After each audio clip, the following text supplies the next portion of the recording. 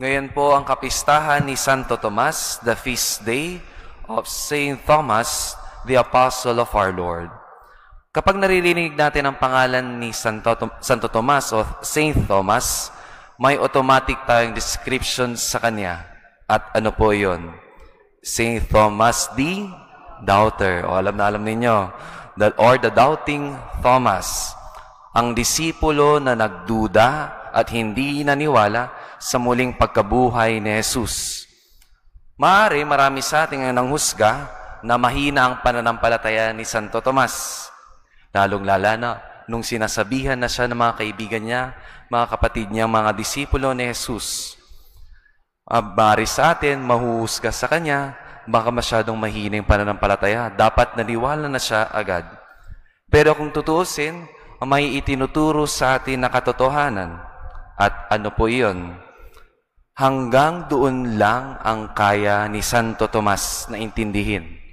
Hanggang doon lang siya na kaya niyang tanggapin at unawain ang mga nangyayari sa paligid niya.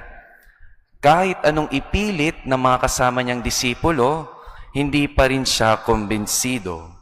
Hanggang doon lang siya.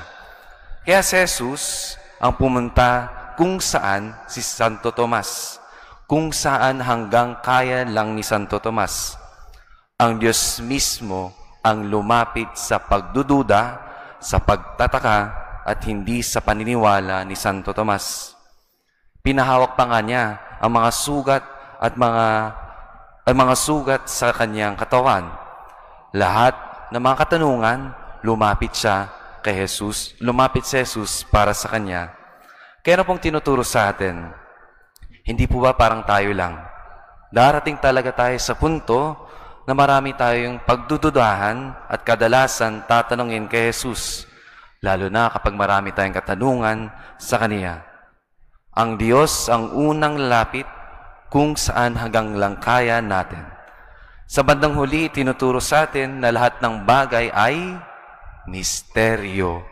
Kapag may mga bagay po kayo hindi naiintindihan o nauunawan sa buhay ninyo, tandaan niyo po ito.